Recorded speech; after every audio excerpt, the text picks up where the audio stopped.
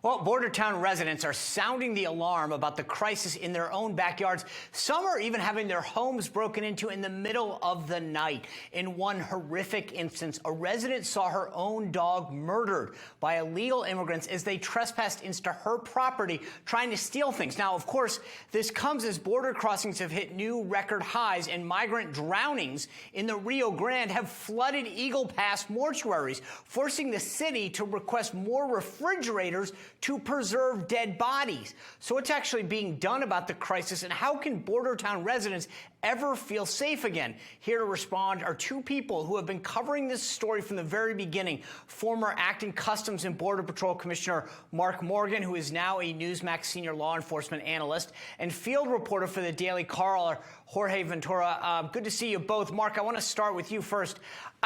When you hear stories like this, they really tug at your heartstrings because they explain in very clear costs what's being spent in terms of life at this border. How do we get people in America to understand the real costs of the crisis that are happening at the border?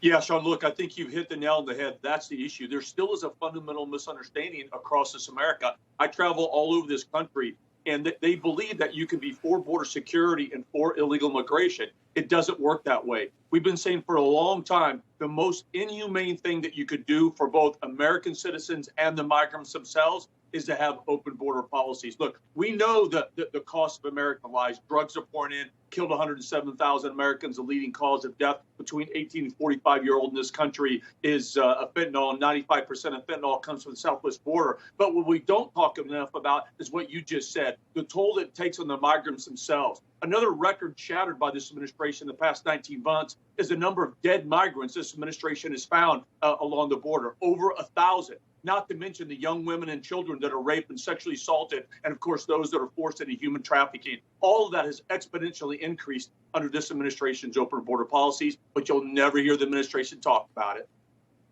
Yeah, I agree. You can't be for both. Jorge, you actually are down there a lot. You talk to these migrants who are crossing the border. What's the message that they think that they're getting from the U.S. government, and particularly this administration right now? Well, Sean, they feel like the border is wide open for them. And one thing that's really helping fuel that is social media. So I've interviewed Venezuelan migrants who tell me, they said, well, I had a family or friend who've already crossed illegally and they're living in Orlando or they're in Miami now. So after seeing them do it, we're on their journey as well. And even yesterday, I was speaking to Venezuelan migrants from Ciudad Juarez who say that they feel that this administration is leaving the border wide open, that they already have family and friends, that they want to continue coming in. One thing that's also pretty shocking, Sean, is when I began covering the border crisis, at first migrants didn't want to be interviewed.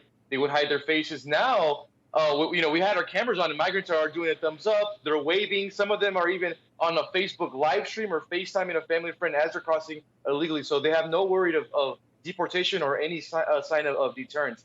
Is not stopping them at all.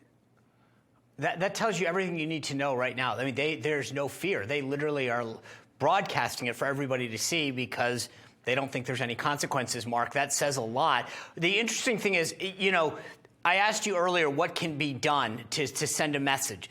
Governor DeSantis sent a message last week. He sent 50 migrants to Martha's Vineyard. And suddenly, everyone in the mainstream media discussed it. Now, obviously, they looked at it like DeSantis did this horrible thing. They were all, revolted by what he did. But it got a lot of attention. Frankly, I think it got more attention than anything that's been done so far. So what do we need to do to get more of that? There's reports today that there's going to be a plane landing in Delaware, in Rehoboth. Is that the kind of thing that we need to do? Yeah, Sean, unfortunately, you're right. I couldn't agree more with you. Look, we had a case just a couple of months ago where 53 migrants died inside of a tractor trailer at a horrific asphyxiation death. And what was the coverage of the mainstream media? Almost zero. Again, the fentanyl epidemic killing Americans every single day. Literally, bodies are piling up. Angel families are expanding across this country every single day, and the mainstream media not a word. And you send 50 illegal aliens to Martha's Vineyard, and all of a sudden, there's more reporters at Martha's Vineyard in 24 hours than have been down to the southwest border. So unfortunately, that's what it's going to take. So I applaud Governor DeSantis. I applaud Governor Abbott. I was on board right away from this strategy because I knew that, one, it was going to expose the hypocrisy of these sanctuary cities, but it was going to keep this in the top of the fold, which it should. Yeah, I mean, nothing else has really struck a nerve the way it did with this Martha's Vineyard stuff. Jorge, on Friday, NBC News compared illegal immigrants to trash. They quickly, of course, deleted the post, but I want to show people we are actually able to capture it. But they tweeted this: Florida Governor DeSantis, sending asylum seekers to Martha's Vineyard is like me taking my trash out and just driving to different areas where I live and just throwing my trash there. That was a founding member of a foundation which helps refugees at NBC Latino. Was NBC News, like, they on the one hand, they were reporting something, but they clearly felt as though they went too far because they deleted it. Tell me what you read into that. Well, Sean, they say the quiet part out loud, and that's what rich progressives really think about Hispanics, especially working class. You know, they say that they care about black and brown people. They couldn't care at all. They're not at the border. It's black and brown people are being sex trafficked every day. They only care about Hispanics when they're being served to. But when it comes to them being landed in Martha's Vineyard and then having to be attended, it wasn't even about them. There was even a CNN headline that said that they were enriched by the experience. So even during a humanitarian crisis, progressives still make it about themselves. But this really exposed that. Sean, I'm in El Paso right now, and what we're seeing is here a city being overwhelmed, which is overwhelmingly Hispanic, overwhelmingly working class, yet you don't have that same outreach. There's literally Venezuelan children and babies sleeping on the floors of here in El Paso because the shelters have reached capacity, yet you don't have that media outrage. And it's a working class town that's impacted by it. So I think the progressives, the wealthy ones, they said the quiet part out loud. Yeah. Mark, in the last 30 seconds that we have, I want to ask you, it's funny. I mean, do you think that we need to start explaining to the U.S. taxpayers in terms of what they're paying, because we're adding an additional $20 billion on top of the $140 billion that we're now paying as a country for this illegal immigration, according to an organization that you're familiar with, the Federation for American Immigration Reform. They're calculating that it's costing every one of us $9,232 a year to support illegal immigration. I mean, that we could house every U.S. homeless veteran for $50,000 a year for the next 10 years instead of doing this if we changed our priorities.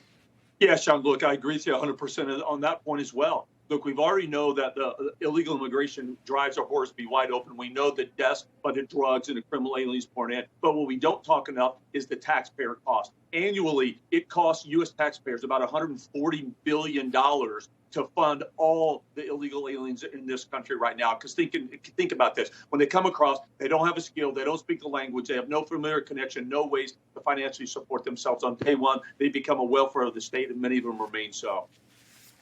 Unbelievable. Well, we got to find some way of getting through more, because it shouldn't take that kind of, quote unquote, stunt to get everyone to pay attention to the impact that it's having, whether it's the drugs, the trafficking, the crime, the cost. Anyway, Mark and Jorge, thank you for your efforts. We'll sure be to have you back soon to keep this discussion going.